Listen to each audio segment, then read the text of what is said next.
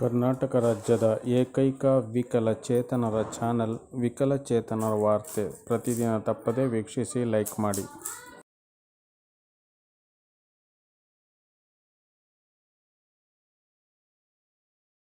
ಸಾಮರ್ಥ್ಯವನ್ನು ಹೊರಹಚ್ಚಿ ನಿಮ್ಮ ಸ್ಕಿಲ್ಸ್ಗಳನ್ನು ಜಾಸ್ತಿ ಮಾಡಿದ ನಂತರ ಸರ್ಕಾರವೂ ಸಹ ಇಲಾಖೆಯಲ್ಲಿ ಏನು ವಿಕಲಚೇತನರಿಗೆ ವಿಶೇಷ ಅಗತ್ಯತೆಯುಳ್ಳವರಿಗೆ ಬೇಕಾದಂತಹ ಸವಲತ್ತುಗಳನ್ನು ಕೊಡುವ ನಿಟ್ಟಿನಲ್ಲಿ ಪ್ರತಿ ಇಲಾಖೆಯಲ್ಲೂ ಕಡ್ಡಾಯವಾಗಿ ಆದೇಶಗಳನ್ನು ಮಾಡಿದ್ದು ಸವಲತ್ತುಗಳನ್ನು ಕೊಡುವ ನಿಟ್ಟಿನಲ್ಲಿ ನೀವುಗಳು BRW ಮತ್ತು MRWಗಳು ಮುಖ್ಯ ವಾಹಿನಿಯಲ್ಲಿ ಅವರನ್ನ ಬರುವಂತ ಕೆಲಸ ಮಾಡುವಂತ ಕೆಲಸಗಳನ್ನು ನೀವು ಮಾಡಿದ್ವಿ.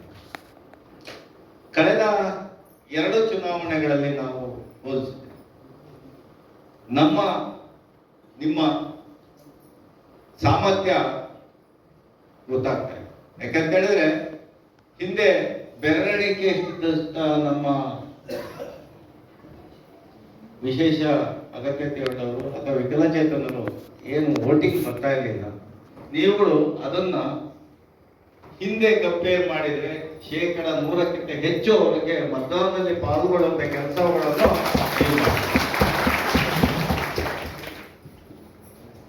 ನಿಮ್ಮ ಮುಖಾಂತರ ಜಾಗೃತಿ ಮೂಡಿಸುವಂತ ಕೆಲಸಗಳನ್ನು ನಾವು ಮಾಡಿದ್ವಿ. ನಾನು ಕಳೆದ ಚುನಾವಣೆಯಿಂದ ನೋಡಿದೆ. ನಾನು ಈ ಜಿಲ್ಲೆಯಲ್ಲಿ ಇರಲಿಲ್ಲ, ನಾನು ಪಕ್ಕದ ಜಿಲ್ಲೆಗೆ ಹೋಗಿದ್ದೆ. ಅಲ್ಲಿ ನಾವು ವೋಟಿಂಗ್ ಡೇ ನಾನು ಹೋದಾಗ ನಮ್ಮ ಒಬ್ಬರು BRW ರಿಯಲಿ ಅದೇನು ಅವರಿಗೆ ಉತ್ಸಾಹ ಇತ್ತೋ ಏನೋ ಗೊತ್ತಿಲ್ಲ. ನಾನು ಅಲ್ಲಿ ಹೋಗುವಾಗ, ಸರ್ ಇನ್ನೂ 4 ಜನ ಇದ್ದಾರೆ ಸರ್, ಇವರು ವೆಹಿಕಲ್ನಾಗ ಯಾರು ಬರ್ತಾ ಇಲ್ಲ, ಏನ್ ಮಾಡೋದು ಸರ್, ಬರ್ತಾ ಇಲ್ಲ, ಸ್ವಲ್ಪ ಅವರಿಗೆ ಈ ಸ್ವಲ್ಪ ಮಾರುತಿ ವ್ಯಾನ್ ಅಂತ ಕೆಳಗಿನ ಫುಟ್ ಸ್ಟೆಪ್ಸ್ ಇರುವಂತದ್ದು ನಾನು ಅವ್ರಿಗೆ ಕರ್ಕೊಂಡ್ಬರ್ತೀನಿ ಸರ್, ಏನ್ ಮಾಡ್ಬೇಕು ಸರ್. ನಾನು ಹೇಳಿದೆ ನನ್ನ ಕಾರ್ನಾಗೆ ಹಚ್ಕೊಂಡ್ ಬರ್ಬೋದೇನಪ್ಪ ಅಂದ್ರೆ, ಸರಿ ಎತ್ತಾಕೆ ಕರ್ಕೊಂಡ್ಬರ್ತೀನಿ, ಎತ್ತಾಕೆ ಕರ್ಕೊಂಡ್ಬರ್ತೀನಿ ಅಂತ ತಗೊಂಡು ಹೋಗುವ. 1 ಅವರಲ್ಲಿ ಕರ್ಕೊಂಡು ಬಂದು ಕೊಟ್ಟಾಗ್ತದೆ, ಖುಷಿ ಆಗುತ್ತೆ. ಯಾಕಂತ ಹೇಳಿದ್ರೆ ನಮ್ಮ ಮನಸ್ಥಿತಿ ಹೆಂಗ್ ಬದಲಾಗಿದೆ ಅನ್ನೋದು ಕೇಳ್ತಾ ಇದ್ದೀನಿ. ಮನಸ್ಥಿತಿ ನಿಮ್ಮ ಮನಸ್ಥಿತಿ, ನಮ್ಮ ಮನಸ್ಥಿತಿ ಅಂತ ಹೇಳಿದ್ರೆ ನಂದು ಅಂತ ತಿಳ್ಕೋಬಾರ್ದು. ಯಾವ ರೀತಿ ನಾವು ಬದಲಾಗಿದ್ದೇವೆ, ಇದಕ್ಕೆ ಕಾರಣ ಅಂತ ಹೇಳಿದ್ರೆ ನೀವು ನಿಮ್ಮ ಕೆಲಸಗಳಲ್ಲಿ ತೊಡಗಿಸಿಕೊಳ್ಳಿಕ್ಕೆ ಮತ್ತು ಈ ತರ ತರಬೇತಿಗಳಲ್ಲಿ ನಿಮ್ಮ ಸಾಮರ್ಥ್ಯವನ್ನು ಬಲಪಡಿಸಿಕೊಳ್ಳಲಿಕ್ಕೆ ಇದೊಂದು ಕಾರಣ. ಇದೇ ರೀತಿ ನಾವು ಮೊದಲು ಬೆರಳಿಕೆಯಷ್ಟು ನಾವು ಸೌಲಭ್ಯಗಳನ್ನು ಕೊಡ್ತಾ ಇದ್ವಿ. ಇದನ್ನ ಅವ್ರಿಗೆ ವೇತನ ಕೊಡಿಸ್ಬಿಡ್ತಿದ್ವಿ, ಉಳಿದು ಏನು ನೋಡ್ತಾ ಇರಲಿಲ್ಲ. ಇವತ್ತು ನಾವು ಆ ಸ್ಥಿತಿಯಲ್ಲಿ ಇಲ್ಲ. ನೀವು ಯಾವ ಸ್ಥಿತಿಯಲ್ಲಿ ಇದ್ದೀರಿ ಅಂತ ಹೇಳಿದ್ರೆ, ಆ ಒಂದು ವಿಕಲಚೇತನರ ಮನಸ್ಸನ್ನು ಗೆಲ್ಲಬೇಕಾದ್ರೆ ಎಷ್ಟು ತಾಳ್ಮೆ ಇರಬೇಕು ಅಂತ ಹೇಳಿದ್ರೆ, ತಾಯಿಗಿಂತ ಹೆಚ್ಚು ತಾಳ್ಮೆ ನಿಮ್ಮಲ್ಲಿ. ತಾಯಿಗಿಂತ ಹೆಚ್ಚು ಅಂತ ಹೇಳಿದ್ರೆ, ತಾಯಿ ಸಹನಾಮೂರ್ತಿ ಅವನ ತಾಳ್ಮೆಗೆ ಅದು ನಾವು ಲೆಕ್ಕ ಹಾಕಕ್ಕೆ ಬರಲ್ಲ, ತಾಯಿಯ ತಾಳ್ಮೆ. ಆದ್ರೆ ಅದಕ್ಕಿಂತ ಹೆಚ್ಚು ತಾಳ್ಮೆಯಿಂದ ಅವ್ರ ಜೊತೆ ಒಡನಾಡಿ ಅವ್ರಿಗೆ ಬೇಕಾದಂತ ಸವಲತ್ತುಗಳನ್ನ ಆಸ್ಪತ್ರೆಗೆ ಕರ್ಕೊಂಡು ಹೋಗುವಂಥದ್ದು ನಾನು ನೋಡಿದ್ದೀನಿ. ಆಸ್ಪತ್ರೆಗೆ ಕರ್ಕೊಂಡು ಹೋಗುವಂತ ಕೆಲಸಗಳನ್ನು ನೀವು ಮಾಡಿದ್ರಿ. ಅವರಿಗೆ ಬರೀ ಈ ಸೌಲಭ್ಯಗಳನ್ನು ಅಲ್ಲದೆ, ನಾನು ಹೇಳ್ತಾ ಇರೋದು ಸೌಲಭ್ಯಗಳಲ್ಲದೆ ನೀವು ಅವ್ರನ್ನ ಸಮಾಜವಾಹಿಗೆ ತರುವ ನಿಟ್ಟಿನಲ್ಲಿ ನೀವು ತುಂಬಾ ಕೆಲಸಗಳನ್ನ ಮಾಡಿದ್ರಿ. ಇದು ನಿಜಕ್ಕೂ ಒಂದು ಶ್ಲಾಘನೀಯ. ಮತ್ತೆ ಮೊನ್ನೆ ಇತ್ತೀಚೆಗೆ ನನ್ನ ಸ್ನೇಹಿತ, ಅವನಿಗೆ ಒಂದು 6 ವರ್ಷ ಆಯ್ತು ಮರದ ಮೇಲಿಂದ ಬಿದ್ದು ಅವನು ಸೊಂಟ ಕಳ್ಕೊಂಡ್ಬಿಟ್ಟಿದ್ದಾನೆ. ಅವನಿಗೆ ನನಗೆ ಕೇಳಿದ, ಅವನು ನೋಡಪ್ಪ ಈಗ ಒಂದು ಸ್ವಲ್ಪ ಈಗ ಕಷ್ಟ ಆಗಿದೆ, ಒಂದು ಬೈಕ್ ಕೊಡ್ತೀರಂತಲ್ಲ, ಅದೊಂದು ಕೊಡಿಸ್ಬೇಕಂತ. ಯಾರು ನಿನ್ನೆ ನಾನು ತಾಲೂಕ್ ಪಂಚಾಯತ್ಗೆ ಹೋಗಿದ್ದೆ, ಯಾರು ನಿನ್ನೆ ಹೆಸರು ಹೇಳಿದ್ರು, ನಿಮ್ಮೂರನ್ನ ಇಟ್ಕೊಂಡು ಇಲ್ಲಿಗೆ ಯಾಕೆ ಬಂದಿದ್ರಿ ಅಂತ ಹೇಳಿ. ನಾನು ಅಷ್ಟೊತ್ತಿಗೆಲ್ಲ ಖಾಲಿ ಆಗಿದ್ಲು ವೆಹಿಕಲ್. ಕೇಳಿದೆ, ಅಲ್ಲಪ್ಪ ನೀನು ನನಗೊಂದು ಮಾತು ಹೇಳಿಲ್ಲೋ ಅಂತ. ನಾನು ಅಂದ್ರೆ, ಅಲ್ಲೋ ನಾನು ನಿನ್ಗೆ ಹೇಳ್ಬೇಕಾ, ನೀನೇ ತಿಳಿದು ನನಗೆ ಕೊಡಿಸ್ಬೇಕಾಗಿತ್ತು.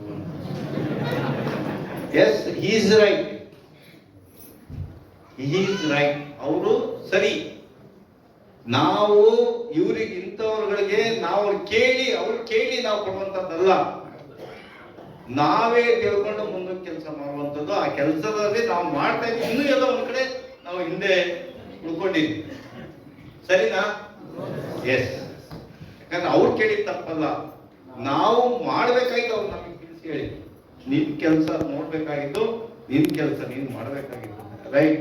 ನಾನು ಮತ್ತೆ ಮಾತಾಡಿದೆ, ನಮ್ಮ MRW ಮಾತಾಡಿದೆ. ಸರ್ ನೆಕ್ಸ್ಟ್ ನಮ್ಮ ಮೇಳ ಇವ್ರಿಗೂ ಮಾತಾಡಿದೆ, ವೈಶಾಲಿ ಅವ್ರಿಗೂ, ನೆಕ್ಸ್ಟ್ ಆನ್ಲೈನ್ ಕಾಲ ಮಾಡೋಣ ನನ್ನಲ್ಲಿ ಸಾಕಷ್ಟು ನೂರಾರು ಬೈಕ್ಗಳು ಇದ್ದೇ ಬಿದ್ದಿದ್ದು ನಮ್ಮ ಇದ್ರ ಕೆಳಗೆ ಪ್ರದರ್ಶನ.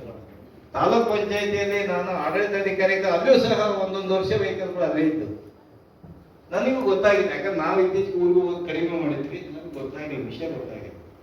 ಅಂದ್ರೆ ಯಾಕೆ ಮನಸ್ಸಿಗೆ ನೋವಾಗ್ತದೆ ಅಂತ ಹೇಳಿದ್ರೆ, ನಾನು ತಿಳ್ಕೊಂಡು ಒಂದು ಮಾಡಿದ್ವಿ, ಇವತ್ತು ನನಗೆ ಖುಷಿಯಿಂದ ಹೇಳ್ಕೊಳ್ತಾ ಇದ್ದಾರೆ ನಮ್ಮ ನಮ್ಮ ಇನ್ನೂ ಸಹ ಉತ್ತಮವಾಗಿ ಕೆಲಸ ಮಾಡ್ತಾ ಇದ್ದಾರೆ.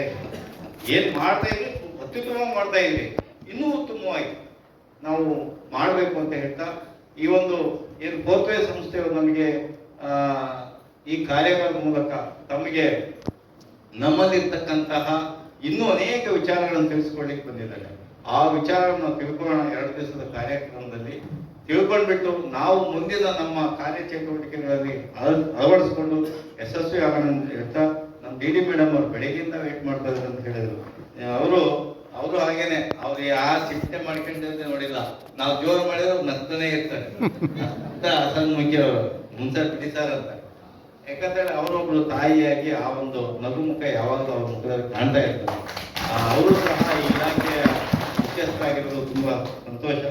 ಆ ನಿಟ್ಟಿನಲ್ಲಿ ಮತ್ತೊಮ್ಮೆ ತಮ್ಗೆಲ್ಲರಿಗೂ ಸಹ ಈ ಒಂದು ಆಲ್ರೆಡಿ ಒಂದು ಹೊಸ ವರ್ಷ ಆಗಿ ಸುಮಾರು ದಿವಸ ಆಯಿತು, ಆದರೂ ಸಹ ಹೊಸ ವರ್ಷದ ಆರ್ಥಿಕ ಶುಭಾಶಯಗಳನ್ನು ಕೋರ್ತಾ, ನಮ್ಮ ನೆಕ್ಸ್ಟ್ ಇದೆ ಯುಗಾದಿ. ನಮ್ದು ಹಿಂದೂ ಸಂಪ್ರದಾಯದ ಪ್ರಕಾರ ಯುಗಾದಿ ಇದೆ. ಆಗ್ಲಿ, ನಾವು ರೂಢಿಗತವಾಗಿ ನಾವು ಜನವರಿ 1ಕ್ಕೆ ಮಾಡ್ತಾ ಇದ್ವಿ. ನಾವು ಅದರಲ್ಲೆಲ್ಲರೂ ಹೊಸ ವರ್ಷದಲ್ಲಿ ಚೆನ್ನಾಗಿ ಕೆಲಸ ಮಾಡೋಣ. ಎಲ್ಲ ಇವರಿಗೆ ಏನು ವಿಶೇಷ ಚೇತನರಿಗೆ ಅವರಿಗೆ ನಾವು ಬೆಳಕಾಗೋಣ ಅಂತ ಹೇಳ್ತಾರೆ. ನಮಗೆಲ್ಲರಿಗೂ ಮತ್ತೊಮ್ಮೆ ಈ ಒಂದು ಸಂದರ್ಭದಲ್ಲಿ ನನಗೆ ಮಾತನಾಡೋದು, ಉದ್ಘಾಟನೆ ಮಾಡಲು ಅವಕಾಶ ಮಾಡಬೇಕಾಗಿ ತಮಗೆಲ್ಲರಿಗೂ ಹೊಂದಿಸ್ತಾ ನನ್ನ ಮಾತುಗಳನ್ನು ಜೈ ಹಿಂದ್, ಜೈ ನಮಗೆ ಮನಸ್ಪೂರ್ವಕ ಧನ್ಯವಾದ ಹೇಳ್ತಾ ಇದ್ದೀವಿ. ಯಾಕಂದ್ರೆ ಸರ್ ತುಂಬಾ ಅದ್ಭುತವಾಗಿ ಹೇಳಿದ್ರು.